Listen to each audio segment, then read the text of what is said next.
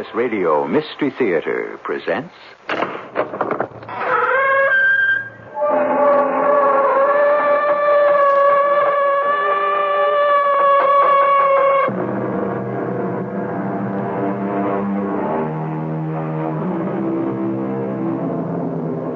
Come in. Welcome. I'm E.G. Marshall. I am mortised and tenoned in granite, and I know the amplitudes of time, said the poet.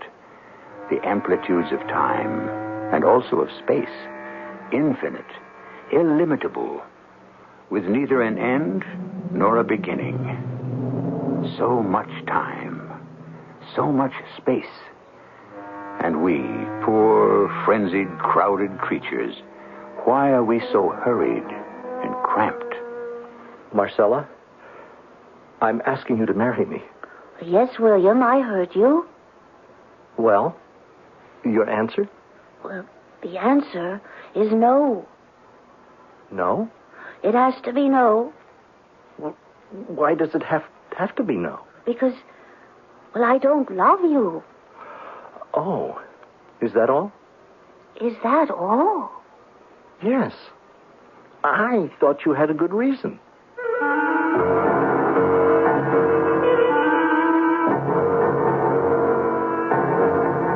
Our mystery drama, Fire and Ice, was written especially for the Mystery Theater by Sam Dann and stars Fred Gwynne and Marian Hailey. It is sponsored in part by Contact, the 12-hour cold capsule, and True Value hardware stores. I'll be back shortly with Act One.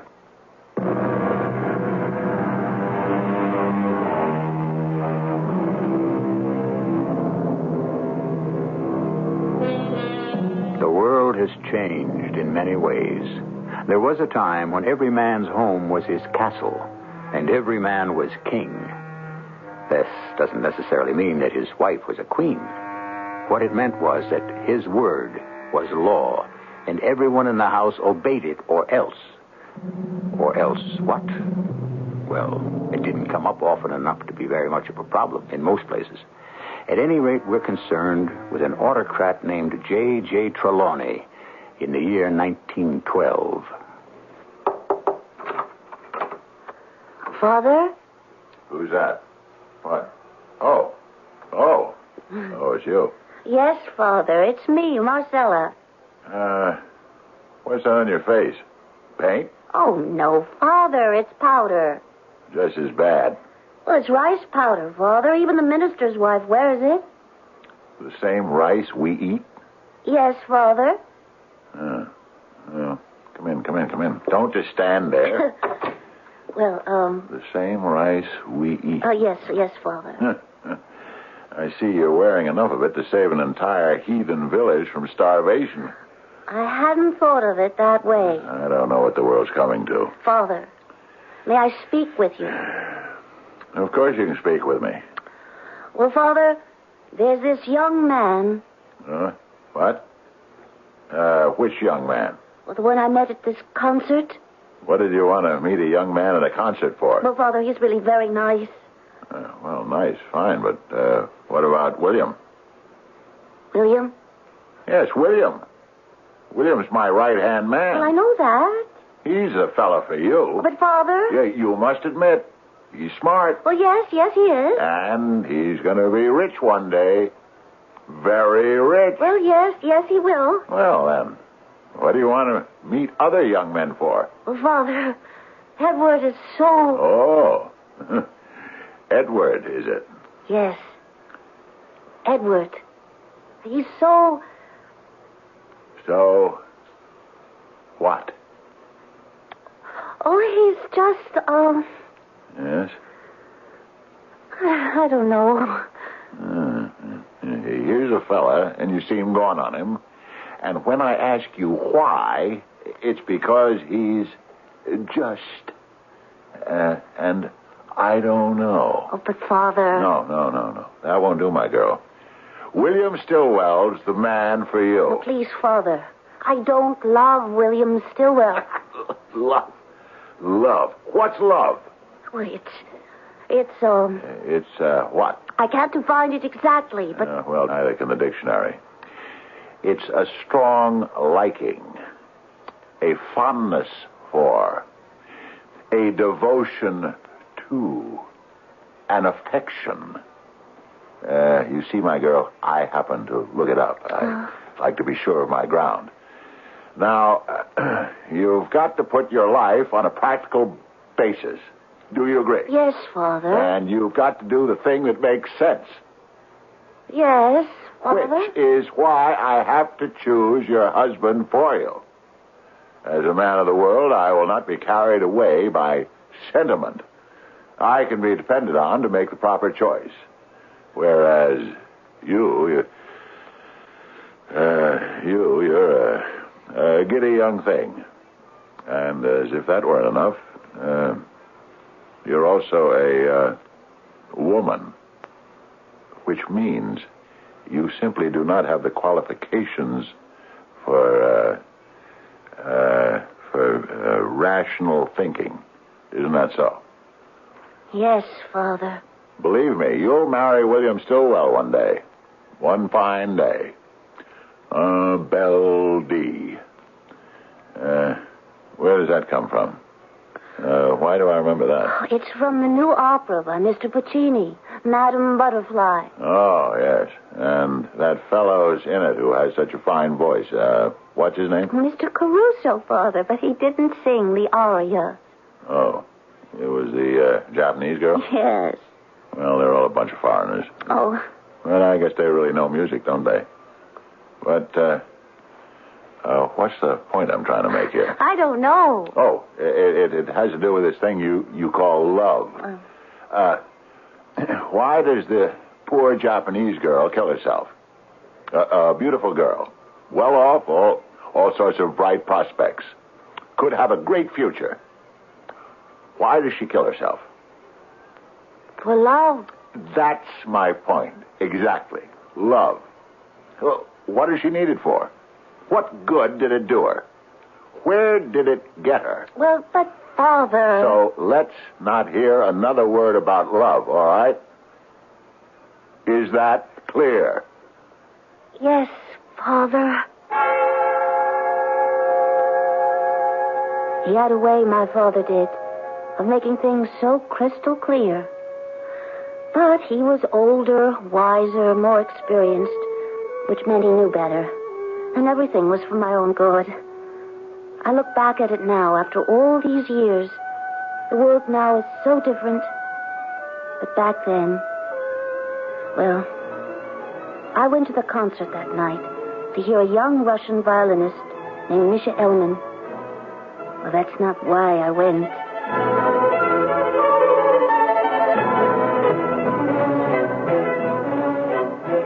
I went because I knew he would be there. Edward. And we would meet at intermission. We would meet even though nothing could ever come of it. Marcella, why do you say that? Oh, please, Edward. Why do you say nothing can ever come of it? Because it's true. Why is it true? Well, I must do what my father tells me. And if you don't? Oh, if I don't... Yes, my darling. If you don't, what will he do? What can he do? Please, Edward. Disinherit you? Cut you out of his will? Oh, it isn't that. I have a job. I can support us. You know that. Yes, I'm not after your father's money. You know that, too. Oh, yes, I know that. Then why don't we just stand up to it? Edward, we'd better not see each other again. Never see each other? Yes. You call this seeing each other? This hurried 10-minute encounter? Well, whatever it is, Edward... This brief pause during a concert in the midst of 1,000 people? It's for the best. There is no other way. Your father has no right... Oh, he has every right. Why? Because he's my father. Is that you, Marcella? Yes, Father. Did you enjoy the concert? Oh, yes. I have a surprise for you. For me? Yes, Marcella. William's here. William? You don't sound at all excited. Well, I'm not excited. Yes, William spent the evening with me. We had some reports to analyze. William has a brilliant mind. Spend a little time with William. He's in my study. Talk to him. You'll see how eminently sensible the two of you would be together. William, step in here, please. Yes, Mr. Trelawney. Oh, good evening, Marcella. Good evening, William. I've had Starbuck prepare this little buffet. I know you must be famished after the concert, my dear. And you, William, you worked hard enough to earn a little supper. Well, thank you, sir. Why don't you young people enjoy the supper, while I finish up in the study? May I help you to some caviar, Marcella? No, thank you. Some pheasant? Oh, I'm not hungry. Did you enjoy the concert? Yes. Well, I'm not one for music. I find it a waste of time. Oh? I don't find it productive. Productive? Mm-hmm. Oh. Yeah. On those rare occasions when I'm dragooned to one, I see people around me sitting in deep silence, thinking and concentrating. Isn't that so? Well, yes, I know how I do that. Well, it requires mental energy, does it not? Yes, some. Well, shouldn't there be some reward for this expenditure of energy and effort? Huh? But there is a reward. Is there? Oh, yes. Well, I'm not sure I can describe it. Well, then it's a rather poor reward. Oh, no. No, it's rich. Rich? In what? No, things of the spirit. Things of the spirit. Tell me something, Marcella. These things of the spirit, what can one do with them? Do with them? Mm-hmm. Can you take these things of the spirit into a bank and discount them for cash? No, I don't suppose so. Well, then, of what value are they? Well, William, they do things for the mind, for the heart, for the soul. Well, as I understand it, you spent 2 hours in Carnegie Hall listening to some Russian fiddler. Yes. Mm-hmm. And you gave him all your attention and concentration. Yes, I did. And as a result, you claim to be richer in things of the spirit? I think I have a headache, William. I may have concentrated, a bit too deeply. I'm sorry. I wonder if you'll excuse me. Yes, of course. Good night, William. Yeah, good night. Oh, before you go, I had come here this evening for one purpose. I know. To work with my father. No, not exactly. But to see you. To see me? Yes. I didn't know you'd be out. See, the reason I came here, should not come as a complete surprise to you. It was to ask your hand in marriage. Oh. Yes, I had discussed it with your father. I know that. Well, he's quite enthusiastic. So I understand. He thinks it's a splendid idea. Yes, I'm sure he does. He's all for it. He already told me. Then it's all settled. Regardless of my answer? Your answer? Oh, of course. I must have your answer, too. Oh, it's very sensitive of you to ascertain my wishes. William, I would marry you gladly. However, there's a problem. Oh, a problem? I don't love you. What did you say? I don't love you. And that's the problem? Yes. That's the problem. Oh, my dear Marcella. I was afraid it was something serious.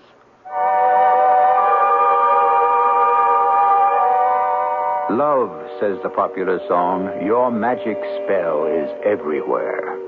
Well, not quite everywhere. Not in the heart of Marcella Trelawney. Well, it's in there, but obviously not for Mr. William Stillwell. So that should be the end of it. But don't forget, the year is 1912, and that was another world. And we shall return to it shortly when I bring you Act 2.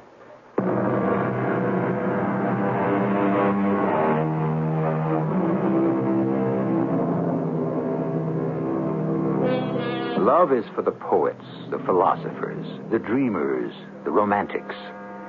And we wonder why sometimes, since it seems to have treated most of them quite shabbily. Well, today, of course, we claim to marry for love. A generation or so ago, this wasn't the case. Are we happier than our grandparents? Who really knows? But you don't understand, William. I don't love you. Is that a reason not to marry me? Please, William, you must excuse me. I'm very tired.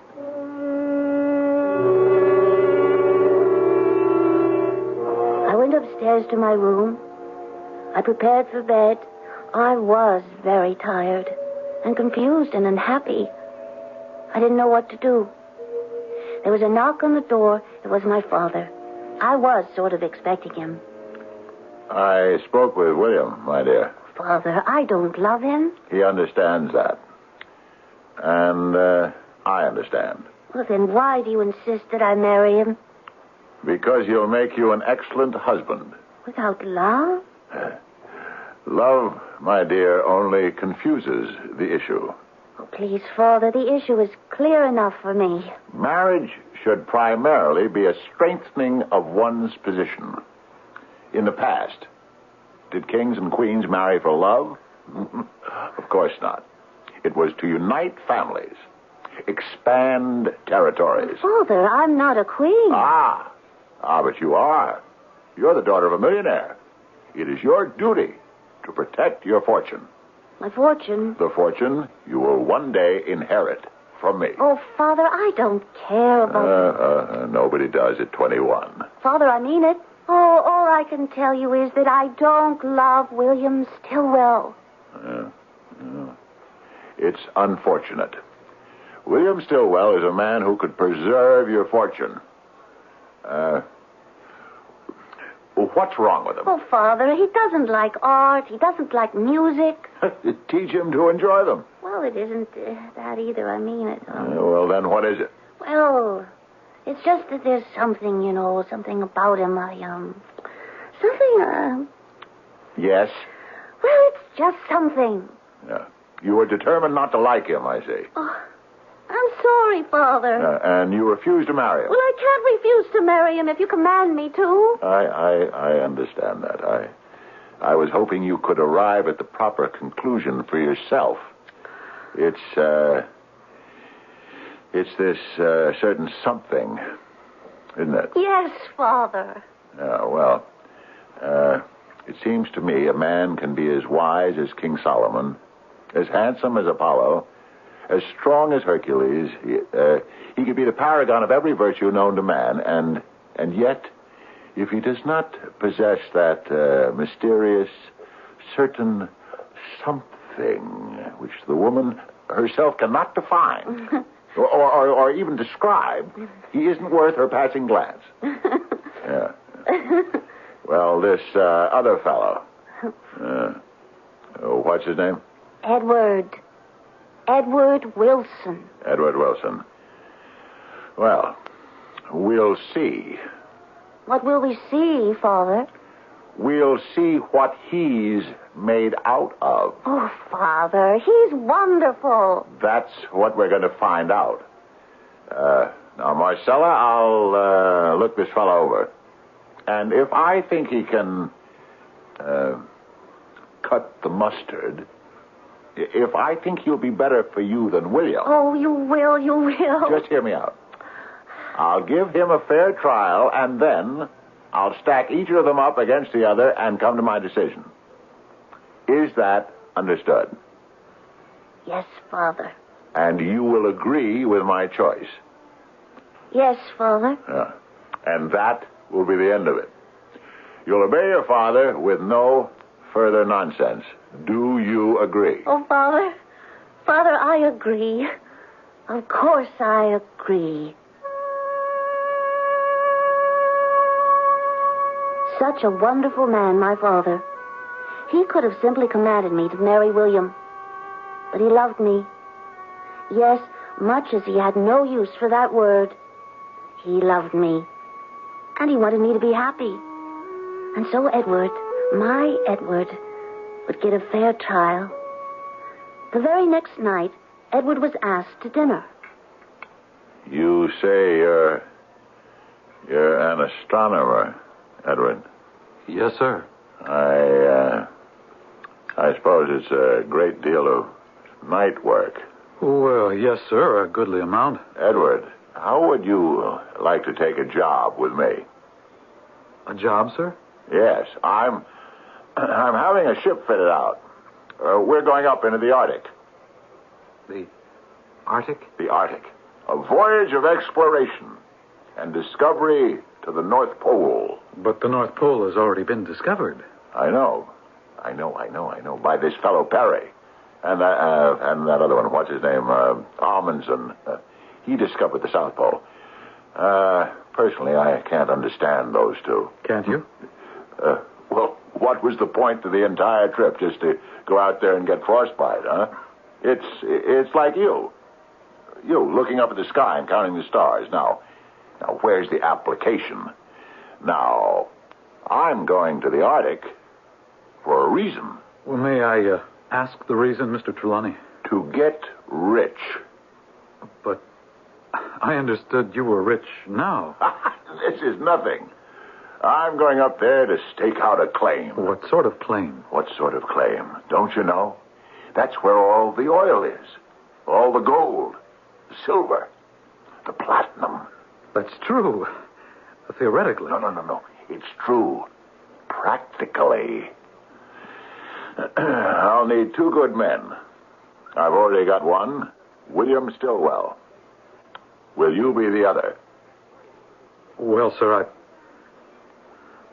I'll think about it. We'll be leaving next week. Next week? I'll have to have your answer no later than tomorrow. It's Father's way of finding out about you. Well, he doesn't have to send me to the Arctic to find out. My life's an open book. But he does have to send you to the Arctic. Why? To see if you measure up to his standards. Besides, William Stillwell is going now. He wants to see both of you together. Marcella, why do you have to... This absolute domination by your father. Oh, please don't say that. But it's true. Well, I can't help the way I am. And I'm not sure it's wrong. You're not sure? Well, doesn't every instinct... Oh, please, darling, what do I know about the world? I've always been sheltered, taken care of. My father's always protected me. Oh, his wise Edward experience. I know he loves me. He wants me to be happy. Now, would he insist on my marriage to William Stillwell if he weren't sure that that was the best choice? I know he only wants what's best for me. And you? Shouldn't you have anything to say about that? I love you, Edward.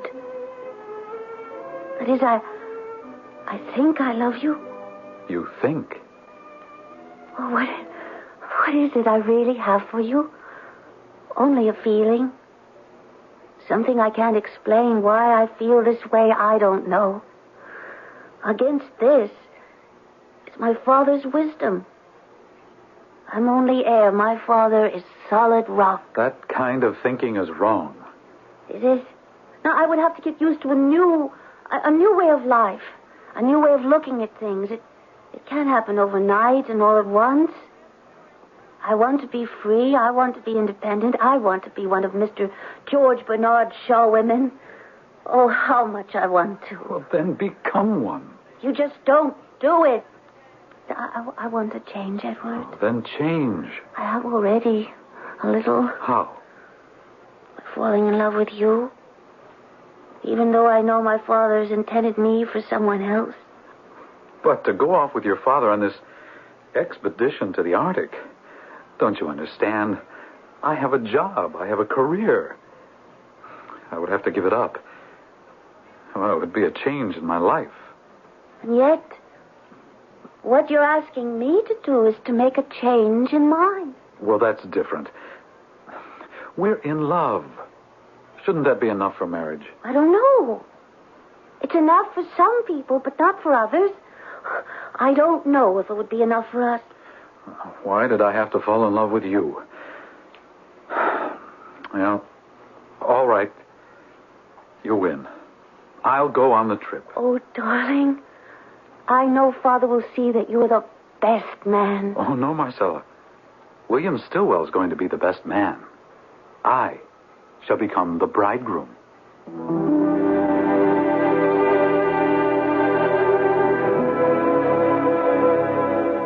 What do they say? Sensible, intelligent people never fall in love. Well, if they don't, they do avoid a great deal of grief. But they also miss out on a goodly amount of fun.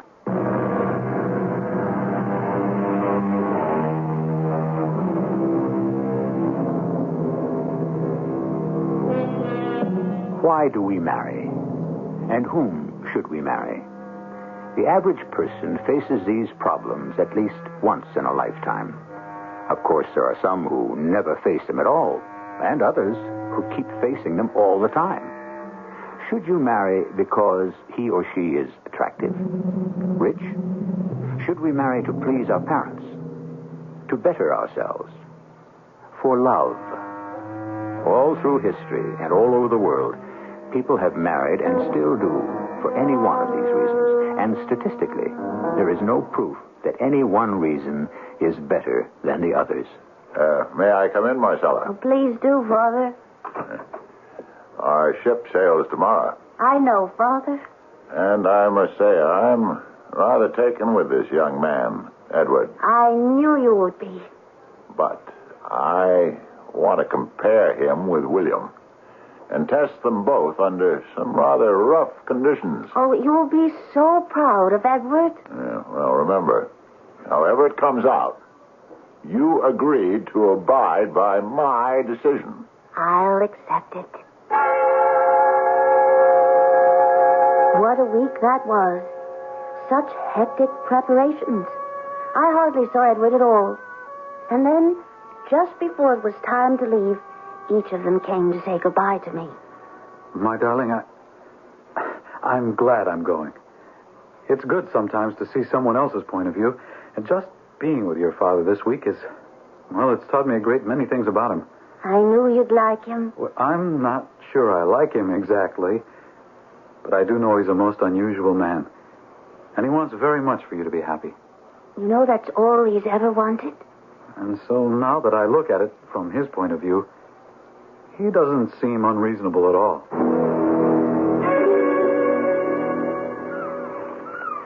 Careful. Careful there, Marcella. Oh. Here, let me take your arm. That gangplank sways quite a bit. Yeah. Here you are. Well, hey, what are you doing down here at the dock? Well, I just came down Yes, I know you didn't come to see me. Well, I came to look at the boat. You mean the ship? Oh, I didn't know there was a difference. Well, it has to do with size. Marcella, what do you see in this fellow Edward? Oh, he has a beautiful soul. Oh, what is the use? I talk to you, and what do I get? I get words that really have no meaning. Words like love and soul. All right, what is soul? If you even have to ask such a question... I do. The fact is, no one has ever seen a soul, have they? But now that's ridiculous. Why? Why is it ridiculous? Now, how big is the soul? What does it look like? Where can you find it? William, may I ask you something? What do you want with me? I mean, why do you want to marry me? Oh, I know. Well, if you don't beat all. If you know, why do you ask? Well, it's the practical course of action. I'm the logical choice. But shouldn't there, William, be more than that? I mean, shouldn't two people be happy? We'll be happy. Well, how can we be happy, William, if we're not in love? What's love? Oh, there you go again. What did I say now? Oh, if you have to ask.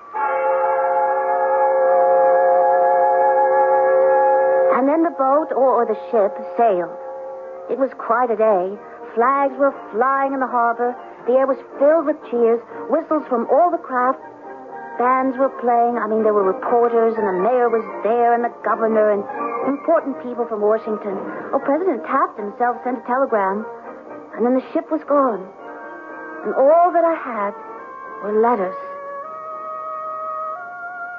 I've never seen such brilliant colors. Everyone thinks the Arctic is white. Ah, but when the sun hits the ice, it explodes into thousands of glorious rainbows. I long for you constantly. Edward. Nothing much to report. One day's pretty much like the other.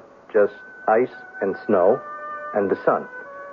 Soon we're going to lose the sun and just be stuck with the ice and snow. Best from William. Whatever there is to the summer is about to disappear. We are now going to get into the real Arctic. Already, it's getting to be constant twilight. Soon it will be night. A night that will last for 6 months. But it's good. It's starting to separate the men from the boys. I'm getting to know things about both of them. Things I could never learn in the ordinary way back at home. I'll write more later. Your loving father. But he never did. He never wrote another letter. The reporters wouldn't stop ringing my telephone, knocking at my door. What did they want of me? They knew more about it than I did. Miss Trelawney, do you have a statement? A statement? Tell us about the great tragedy. Tragedy? Yeah, your father is reported missing in the Arctic. Well, yes, I know. What can you tell us about it? Nothing. But surely, Miss Trelawney... Please, gentlemen, I don't know what to say. Do you have any plans? Plans? Yeah, plans. What are you going to do about the Trelawney Industries? I don't know. Well, will you assume personal control? Do you intend to become America's first great woman industrialist? I haven't thought anything about like that. What are your views on women's suffrage, Miss Trelawney? Please, gentlemen, please. There was only one thing I wanted to do, and I did it. I ordered a boat or a ship, I don't know, and I commanded the captain to sail north along the Atlantic coast, up past Labrador, Newfoundland, find a place called Baffin's Island into the Davis Strait, then up north to the very edge of the frozen polar wastes. Finally, I arrived at the site of my father's base camp. It was a large, well-constructed settlement. It was warm. It was safe. Marcella, but you shouldn't have come here. Why not, William? But there's nothing you can do. Where's Edward? He's out looking for your father. Yes, he would be. You, of course, are staying here in the base camp where it's safe. Oh, no, I have been looking, too. It's just that you came here on the day that he's out. Where's Father gone? Where? Oh. We're trying to find the trail. Which trail? Well, just before the winter set in, your father had a little camp made for himself. Not too far from here. A hut with a stove and food and everything he needed. And you let him go. Well, who could tell your father anything? He wanted to be alone, just for a little while. He wanted to think things out. I know. He was supposed to come back, but he was caught in the first storm. The first terrible cold of the winter. It's been a month. We haven't heard from him. He doesn't have enough supplies, enough food, enough fuel. Please. I thought you wanted to know. You just have no sensitivity. I'm sorry.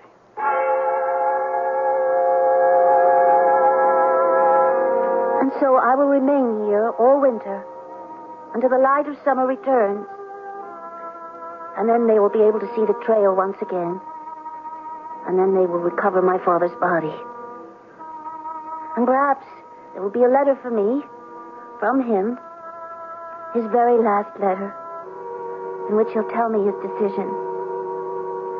But don't I know that decision? Even now, don't I know it? Now that he's seen Edward under these terrible conditions, can there be any doubt? Edward, the kind, understanding, gentle Edward with the beautiful soul. If he didn't choose Edward, how could I bear it? How could I obey him? But he did choose Edward, he did. Because the very next day, Edward came back to the base camp with proof. The written proof. Oh, darling, I'm so sorry. So sorry. You found him? Yes, I found him. And he's dead? I can't tell you how. But you must tell me everything. He died of the cold. You mean he froze to death? Yes. Uh-huh. There was no way I could bring him back here. Well, that will have to wait for the summer. I understand. For some things of his I knew you would want.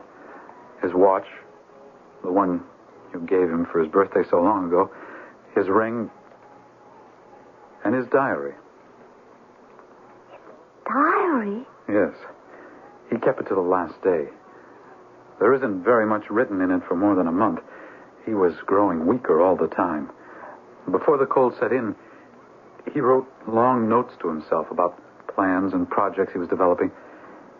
Even as his fuel and food ran out, he just kept writing. Another day, cold, bleak, another day. Perhaps it will bring rescue. They're trying to find me. I know. And then pages of nothing. Until the final day. See what he writes? I don't know how cold it is.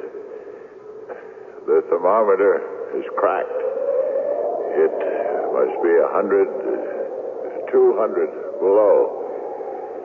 My fingers are frozen stiff and solid. There is no longer any way I can warm them. So, before they become ice, my daughter, if you will read this, know that I have chosen Edward. Oh, Edward. Edward. My darling, I never doubted it. Never. In the end, your father became a believer. A believer in what? Love. True love. Whatever that is. William, her father made the choice. Do you want to be the first to congratulate us? Okay if I come in? Oh, William. Are you ready to leave? Yeah. Edward has decided to give up teaching permanently. So he told me. He's decided to run Father's business for me. I knew that. You did? Why, you just told me of his decision this morning. Well, I knew about it for weeks. Months. Ever since we got on the ship to sail out here. Do you mean he told you? Well, I guess he didn't have to tell it in words. Well, how else could he tell it? You ask a question like that? You believe in things that don't need words. Love, the soul, and so forth. I don't understand. I guess for the first time, he saw how it is to be rich. And how good living is. How great it is to have power, to order people around. You could see it in his eyes. You could hear it in his voice. Martha? Yes, darling. My dear, you're not packed. Well, what's a few hours one way or the other? We'll leave at noon instead of 10. But the ship is getting up steam. Every hour that we stay here is costing us money. Oh, darling, we have plenty of money. That does not give us the right to waste it. Now, dear, I'll send in some of the men to help you. William? Yes. We should have a talk about the status of things as soon as possible. Okay with me. Marcella, darling, I have to run along. Please, don't waste any more time.